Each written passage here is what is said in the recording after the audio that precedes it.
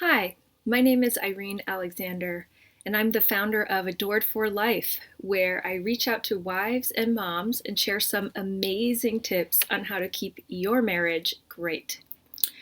I'm a university professor of ethics, specializing in the writings of John Paul II, and I'm a married woman with 5 adorable kids. And I'm here to talk about the real questions and problems on a mother's heart when it comes to restoring the affection and connection in your marriage. I mean, let's face it, getting married was easy, but staying happy and in love year after year, baby after baby, is much more difficult. But the truth is, it doesn't have to be. Being a mom in the modern world means that there's more mental stress and less support for you than ever before, and that can be really hard on your marriage. Without the right approach, you'll continue to have painful fights, frustration, those cold, awkward silences. Who wants to live that way?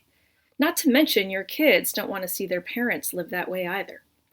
So I'm just going to come straight out and explain my proven system that I use in my own marriage so you can inspire your husband to listen attentively to your heart and come through for you again and again and again.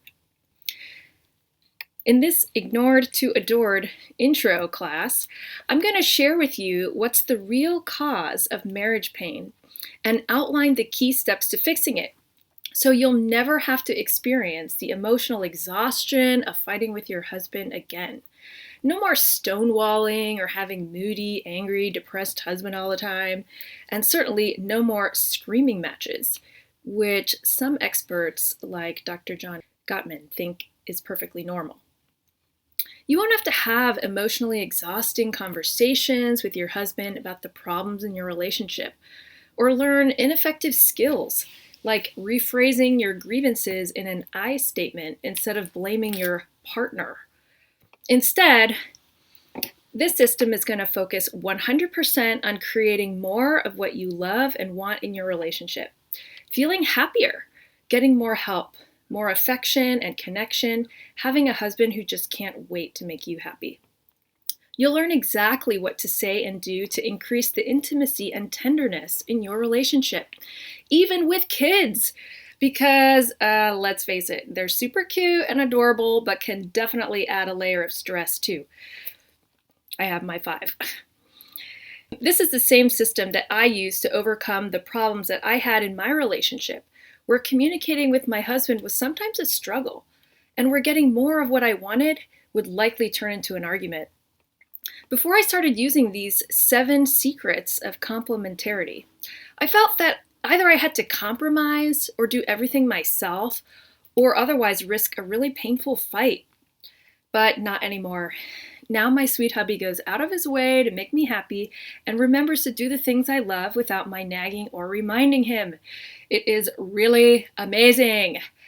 Better yet, I've started sharing these secrets around the world with other busy wives and moms just like you, and they found the same results that I have. Turns out that sexual difference makes a huge difference when we're talking about marriage, and that's the main reason why most experts out there are failing, and why it doesn't have to take long to get amazing results. Take it from a specialist in sexual complementarity. Let's get you results. All right, I'd like to start by talking about how you can go from being ignored to adored. Now, there's only one reason why some marriages succeed and some marriages fail. In a happy and successful marriage, couples are doing the specific things that successful people do, and they are not doing the things that unsuccessful people do. That's it. Now, maybe you're thinking, yeah, tell that to my husband. That's what I've been trying to tell him for years. And let me just say, I totally hear you, and I'll get to that in a minute. Now, it's easy to see why this is going to be true in every area of life. For example, successful businessmen are doing the things that make them successful, and they don't waste time or money on anything else. They know the exact steps, they do them in the right order, and they get good results. It's really a myth that those who are working hard at something are necessarily going to be successful. You can work very hard at doing the wrong things, and that still won't get you to where you want to be. I know because I tried it. I was always feeling that I was working hard at my marriage, and I found that at times it was kind of a struggle, especially after we first had kids. So I went looking for marriage help. What do the experts say are the things that make marriage successful? And that's when I discovered two things that are absolutely shocking. Shocker number one, the experts have no idea how to help married couples. How do I know? They say so themselves.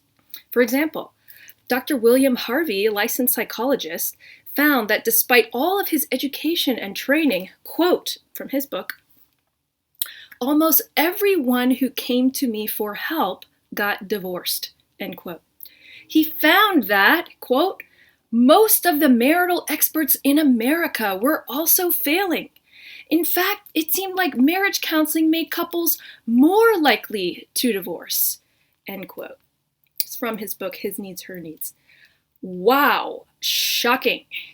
I thought the experts knew how to help. I thought that's what made them experts. I thought that's what they went to grad school for. Nope. He was so disappointed in the results he got when he used his professional training in psychology that he literally decided to ditch it entirely and try something else. And he's not the only one. Here's what another textbook manual from an experienced licensed professional secretly admits to other licensed professionals. And I quote, under the best conditions, that is, highly skilled and experienced counselors who follow a manual that describes an effective marriage counseling protocol, counselors have traditionally not been successful at helping troubled couples avoid divorce. If you, licensed therapists, are discouraged with your results, you are not alone, end quote. That's from Hope Focused Marriage Counseling. Shocking, right? What a dirty little secret. I can't even tell you how many times I see wives on Facebook reaching out for marriage help, and everyone just recommends they should see a counselor. It seems like it's the right solution, but it turns out that it's not. Or how about this surprising little fact? Many marriage counselors themselves have divorced, are divorcing, or their marriages are hanging on by a thread.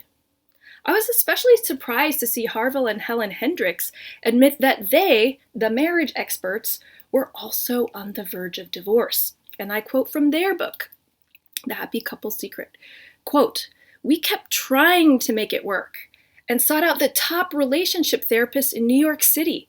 A few fired us, and one we fired. Not holding on to too much hope, we gave our relationship one last try, committing to another 3 months to do everything we could to salvage our relationship, end quote. I'm reading that and I'm like, it's just never a good sign when the marriage counselors themselves need multiple marriage counselors, because just like their clients, they're also contemplating divorce. And honestly, I took this a little bit personally because I have friends who are counselors who trained in their Imago program. And I also have married friends who paid for their training courses. And I wondered, how are they faring? When I learned that one of them divorced and I saw the pictures of their really sweet, beautiful family on Facebook, now in the emotional upheaval of divorce, it really broke my heart. And I said, you know what? Enough is enough. You and I deserve something better. Now, it's vital to grasp the main reason why so many marriage counselors are slowly coming out and admitting failure. How could it be that despite their years of valuable psychological training, they are so ill-suited to helping married couples? Well, shocker number 2. The experts do not believe that sexual difference makes a difference in marriage. If you are surprised by this, so was I. The top experts believe that sexual difference is the result of either evolution and culture, that's Hendricks, or that it's merely biological, Gottman, with no substantial difference that deeply affects us at the level of the human heart.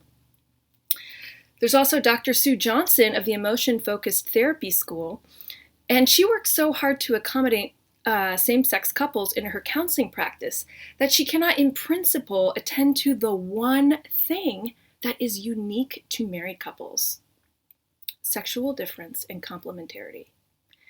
The truth is, when you try to help everyone, you really help no one. And that's the key problem with mainstream marriage therapy and anyone who's trained in their approaches. You're just not going to find anything remotely related to masculinity or femininity on the LMFT exam. That's the exam to become a licensed therapist. It's just not a part of their training. And that's a huge loss for you and me, wives who want to be tenderly adored. Now, just ask yourself, did you sign up for marriage because you couldn't wait to be a generic partner? Or did you sign up for marriage because you couldn't wait to be romanced, pursued, and adored as a bride? Just trust your intuition as a woman. I know what I want. Honestly, I've never met one wife who went to marriage counseling and found that her husband improved dramatically. I always find the opposite. Secretly, she still feels resentful.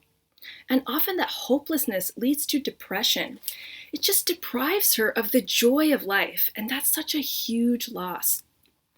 Now, imagine if a physician tried to treat a broken bone, but just had absolutely no training in the underlying anatomy of the human body. Ouch, that would hurt, right? And the injury, it would just never heal. And that's exactly what's happening in mainstream marriage counseling, because dismissing sexual difference means turning a blind eye to the actual anatomy of how man and woman fall in love and stay in love. Now, let me ask you this question. When a boy meets a girl and they start to like each other, who asks who out? Does he ask her out or she ask him out? Right? It's such an easy question that it really defies belief, I know. And of course, you really know the answer already. He asks her out. You ever wonder why men pursue women and not the reverse? Why the direction of erotic love is always man chasing woman? Would you be happy if you had to ask him out? If you had to plan the proposal? No, of course not. As women, you and I love to be chased after and cherished. We yearn to be adored and loved. And in a complementary way, men love to chase after us and know that they are successful in making us feel loved. That's how marital relationships thrive. Now, think back for a minute to your dating days. Before your man asked you out, something very mysterious happened first, which set the whole cycle of your romance in motion. It's 3 steps. Number 1, your femininity inspired him. You powerfully drew him towards you and influenced his heart in a marvelous way, which led him to number 2. Freely and courageously take the risk of pursuing you and delighting your heart. Right? It took a risk for him because he knew full well you could reject him. But being romanced like that was just amazing, wasn't it? Which leads us to number 3. All of a sudden, you had a choice. You asked yourself, do I like this guy pursuing me or not? Should I accept him or reject him? And your relationship succeeded only when you said yes to his advances and received him. And then, wow, he couldn't believe that such an amazingly beautiful woman would admire him like that. And he was motivated to keep pursuing you. And then this mysterious 1, 2, 3 rhythm kept repeating itself again and again the more you fell in love. You kept inspiring him, he kept chasing after you, and you kept receiving him. And when you showed that you admired him by receiving his efforts to impress you, he was just absolutely thrilled and kept courageously wooing and delighting your heart until at long last you said, yes, I will marry you. The love between a man and a woman always follows what John Paul II calls a rhythm dictated by nature. This is from his book, Love and Responsibility. You inspire him. Your man pursues your heart, and you receive him. You feel adored, and he feels admired. That's how you fell in love. So you recognize this rhythm of romantic love. The 1, 2, 3 steps. You inspire, he chases you, you receive him. That's what I call the rhythm of romantic love. Now, this gives you an incredible advantage over all marriage therapists because let me tell you this, there is not one licensed professional in the entire industry that recognizes this rhythm. It's the anatomy of how every man and woman falls in love. Nobody recognizes it. Now, this means that you now have the key to an amazingly passionate and peaceful marriage. A successful marriage not only has something to do with sexual difference, it consists in the fulfillment of our hearts as man and woman, something called sexual complementarity. And as John Paul II argues, and I'm going to quote from his book here, Love and Responsibility, he says, quote, "A woman wants to be loved so that she can show love. A man wants to love so that he can be loved," end quote. Now, I put it this way. A woman yearns to be adored by the man that she admires, and a man yearns to be admired by the woman he adores. Now, fulfilling a man and a woman's distinct core desire to be admired or adored is the true key to marital happiness. It's what every happy marriage has in common, and it's what every unhappy marriage doesn't. Now, let me explain to you something that I call the cycle of neglect and disrespect. Here's how I came to this.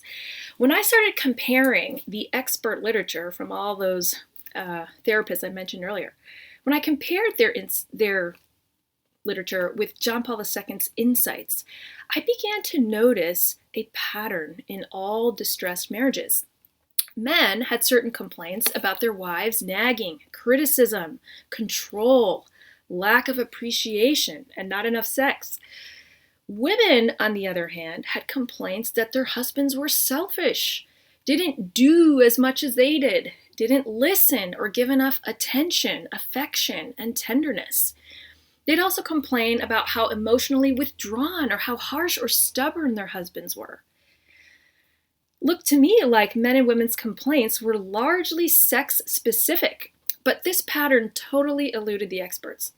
They all failed to see that man and woman's core desire to be admired and adored had mysteriously turned into the cycle of neglect and disrespect, which is the complete opposite of what man and woman find fulfilling. In other words, man and woman keep wounding each other in the very core of the desire that would be fulfilling for their heart, and it initiates a cycle.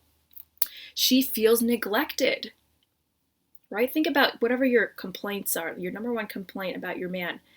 And in some ways you feel like he's not doing enough for you. You want to receive even more from him. You feel in some ways he's neglectful.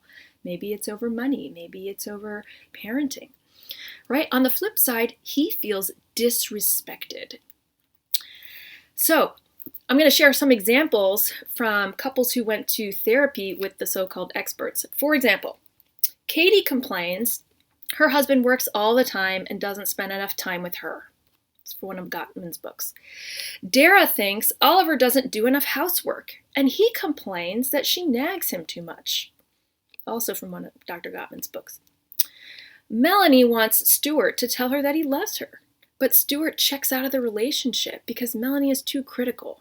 It's from one of Hendrix's books. Sarah's attacks and demands are a desperate protest against the erosion of her bond with Tim, while Tim's defensiveness and cool rationality are expressions of his fears that Sarah is disappointed in him and that he's losing her. This is from Sue Johnson's book. Here's from Gregory Popchak.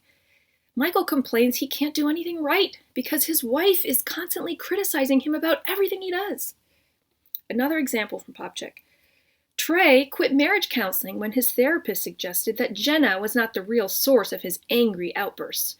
Jenna was infuriated by Trey's refusal to change and exhausted by his excuses for his poor behavior. Finally, an example from Dr. Fitzgibbon's book. Scott wishes his wife Monica would listen to him and treat him with more respect so he wouldn't have to raise his voice. But Monica complains she could listen to him if he wasn't constantly yelling at her. Do you see the pattern that I'm seeing? Isn't it kind of obvious?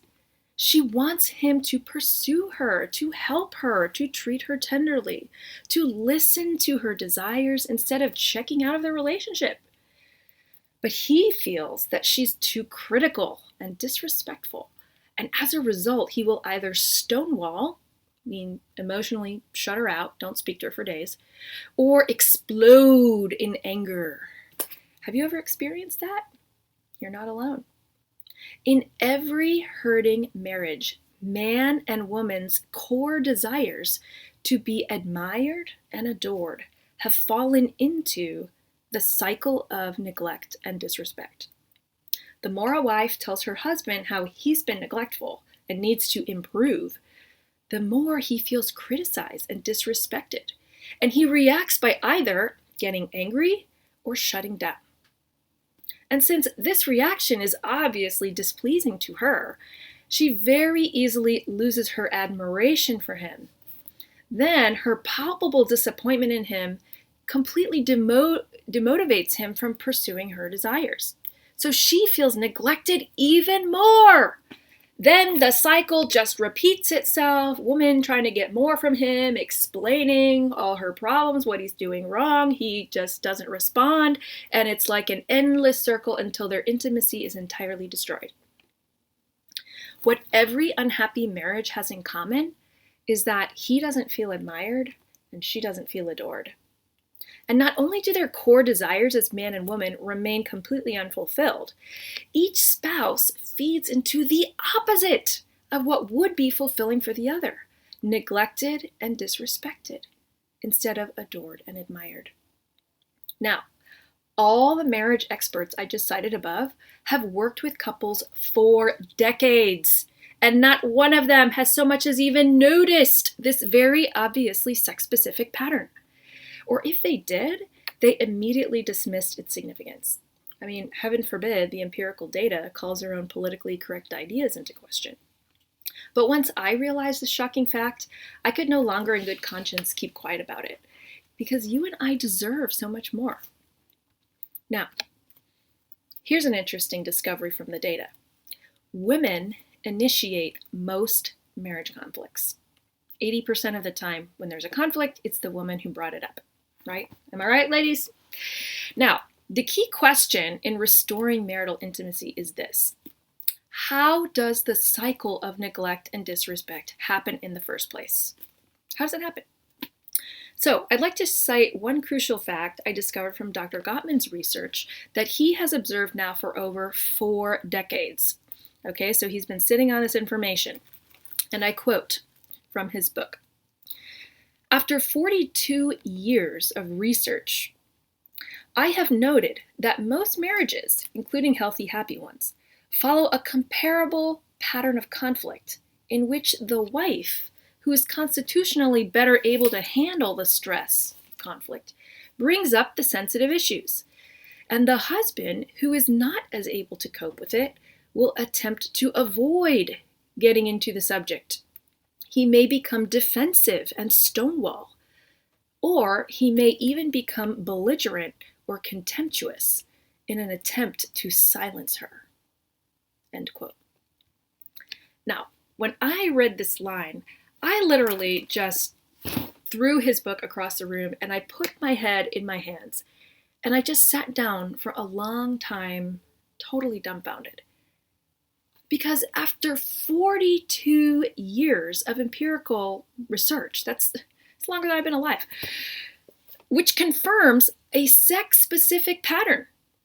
Not one of the top experts in marriage therapy had even considered that the underlying reason for marital distress might be related to a failure to live out male-female complementarity.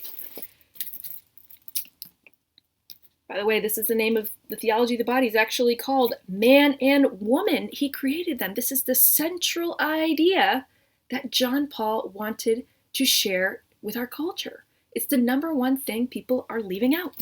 And so when I read this, I said to myself, it didn't even cross their minds that this is a possibility that should be worth investigating? The sex-specific pattern? Are you kidding me? Now let me ask you this. Do you notice this pattern in your marriage? You bring up the issues and your husband tends to be defensive, angry, avoidant, or shuts you out by not speaking to you for days? The experts have never really noticed that there's a pattern that leads to happiness and a pattern that always leads to pain. The best they can do is to state the obvious, that positivity is better than negativity. Both Gottman and Hendricks say this. Now, do I really need an expert to tell me that? Gottman says keep the positive to negative ratio 20-1 in general and 5-1 in conflicts. Or, if you're up for a greater challenge, Hendricks now suggests zero negativity. But no one really answers this question. How do you stay positive if your spouse is doing something neglectful or hurtful? What if he refuses to change? They don't really have a good answer for that. Gottman claims all couples fight, and it can be normal to have, quote, screaming matches. Who wants that? Absent a genuine understanding of the rhythm of romantic love between a man and a woman, they mistakenly call normal a dynamic which is totally out of whack. In every hurting marriage, a man and a woman keep wounding each other in the very core of their masculinity or femininity. Sexual complementarity is off in the relationship. But it doesn't have to stay that way. It can be remedied, and fast. Here's some signs that sexual complementarity may be off in your marriage. Do you recognize any of these symptoms? You've told your husband he needs to change, but he's stubborn and refuses. Your husband has an anger problem, or he avoids you. Your husband shuts you out by not speaking to you for days. You feel that you have to be the responsible one in the relationship. He shows signs of narcissism or self-absorption. You've asked him to go to marriage counseling, but he refuses to go. No surprise there, I'll tell you why later. Or he only goes reluctantly. You feel either verbally or emotionally abused. Your husband doesn't really seem very sensitive to your feelings or responsive to the desires of your heart. He does things that you find morally unacceptable. You argue or fight a lot. You're not sexually attracted to him or interested in having sex with him. You regret that you married him, but you don't know what to do, especially because you have children together. You worry that maybe he's having an affair.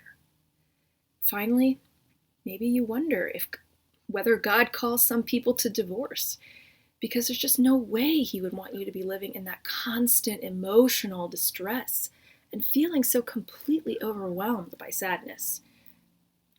Now, as you already realize by now, no one in the field of marriage counseling even knows what sexual complementarity is.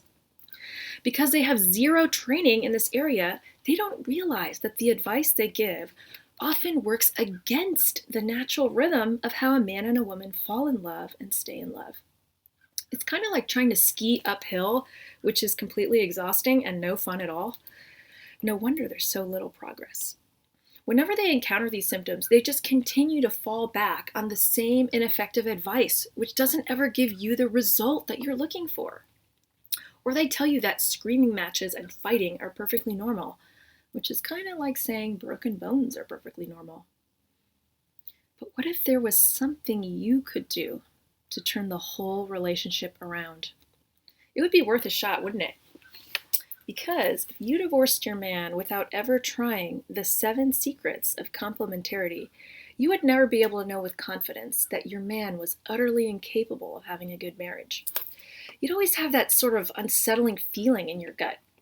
You just have to keep rehearsing the story over and over for yourself, for your kids, for your well-meaning friends, why he was the problem, why you had no other choice but to leave him. And nobody really wants to live like that. Or maybe he's the one who wants to leave you. Now that rejection hurts in an indescribable way. It's like being stabbed with a hot iron in the chest. Now, you can't control his behavior or his choices, so it just all seems hopeless. But what if there was something you could do that would make him change his mind and recommit to you forever, even if he already moved out? Here's my wager. You have a choice. You can either follow the typical marriage advice from the so-called experts and get the results that they offer, screaming matches and a better way to fight. Or you could try something else, something completely different. You could trust your intuition as a woman that you yearn for something more. You could trust your common sense that sexual difference is not merely biological or the result of culture, but as John Paul II teaches, quote, reaches the deepest structures of the human being. You could discover that the laws of sexual difference are just as real as the law of gravity and just as invisible. Then perhaps you might discover that fighting against this natural rhythm of romantic love leads to fighting. But rediscovering the rhythm in your marriage leads to peace, passion, laughter, snuggling, sexiness, and amazing joy. Now, if you had asked me several years ago whether marriage is hard work, I would have agreed. I would have said marriage has some amazingly good times, but also involves lots of compromise and arguments and sometimes fights, followed by those terrible awkward silences that can just stretch on for days. But now I know that's not true, and that story doesn't have to be your story. When I returned to saying what I wanted without my husband becoming defensive, the way I did in the very beginning of my relationship, I experienced a profound transformation, and marriage became fun. I could finally just relax and enjoy the thrill of the downhill ride. My bridegroom returned with full strength to make me feel desired, adored, and loved as a bride. What I want to tell you today is that marriage can be easy. Sure, motherhood is hard, but your marriage doesn't have to be. In fact, rekindling your romance doesn't involve anything like working hard on your marriage or learning an entirely new set of skills, like a lot of marriage experts insist, now that the honeymoon period is over. That's a marriage myth, and it's going to keep you in the dark. Rather, it's all about making a return to the beginning, to the original pattern which led you and your husband to fall madly in love. Do you remember what you did in those early days? You did it so easily and intuitively that I bet you barely even noticed what you were doing. And that's why I know that you can succeed, because you've already done this before. And the results were amazing then. Like how your man constantly went out of his way to make you happy, to plan the proposal, to see your smile. And yes, your marriage can be that way again. Here's what you've always wanted to know as a wife, but nobody will tell you. If the desire on your heart is to be adored in your marriage, then guess what? Your desires are important. They're the key to your happiness and perhaps surprisingly to the happiness of your marriage. I'm delighted to share with you the 7 secrets of complementarity. Secrets that are eye-opening, effective, and really a lot of fun. Secrets that will make you say, oh my gosh, yes, I used to do that. And all of my secrets are based on the central insights about man and woman found in the writings of John Paul II, my own area of professional expertise. So if you're feeling emotionally exhausted and the idea of just doing less, smiling more, and relaxing into your best feminine self while your husband gets to be your hero sounds good to you, then this is for you. Because my desire as a wife is to be adored for life. And I know that's your desire too.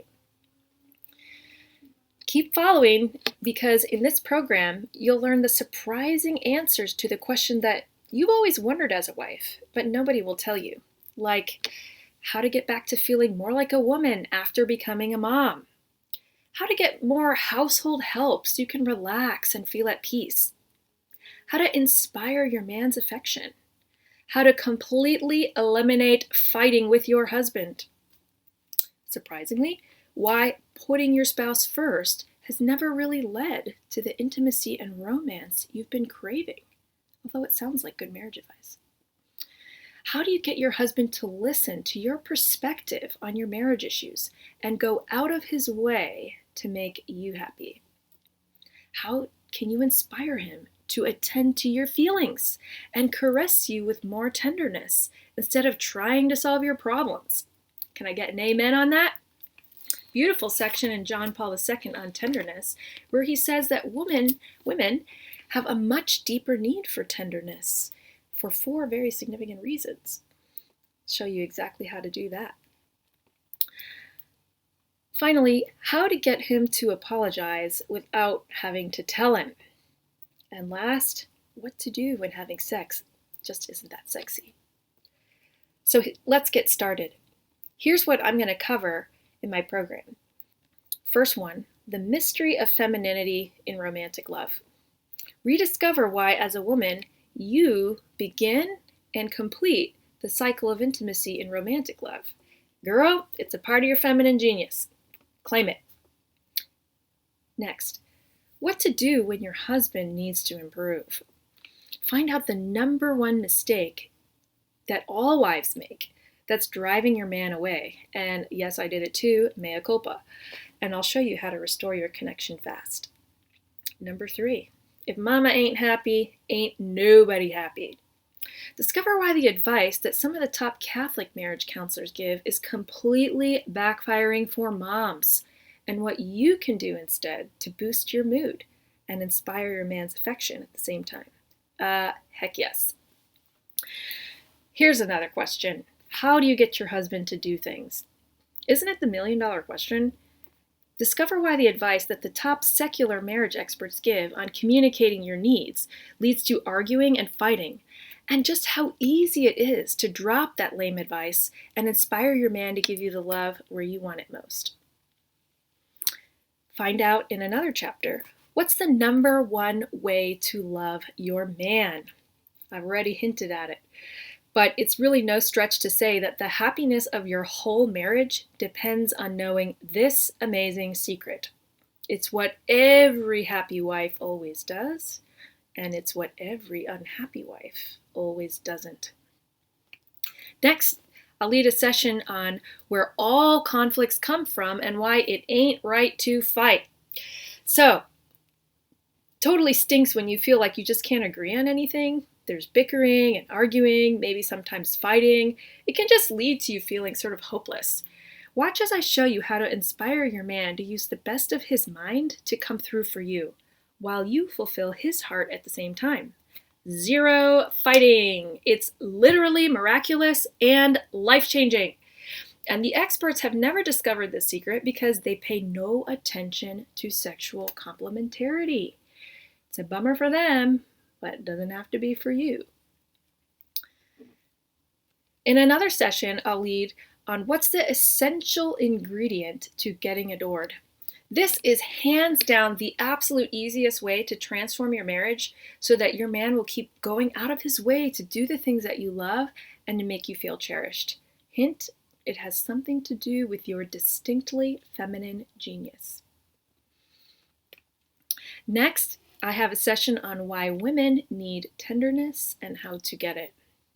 You ever wish that your man would just listen instead of trying to solve your problems? So did John Paul II.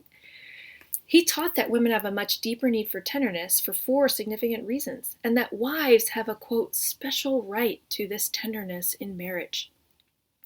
Do you feel like your man needs tenderness training? Well, I've got the surprising solution right here. And last, bonus material, what to do when having sex just isn't sexy. Did your sex life change after you became a mom? You're not alone. Surprisingly, John Paul II also recognized it's a real issue. It's a pastoral problem. But you won't believe the amazing insights he has on male-female complementarity in the bedroom and what you can do to get cherished in bed. Gasp. It's so good, and I can't wait for you all to get started. Until then, take care of yourself. Let me close with one final quote from John Paul II, which I've adopted as my own. If one loves human love, there arises the need to commit oneself to the service of fair love. Because love is fair, it is beautiful. See you next time.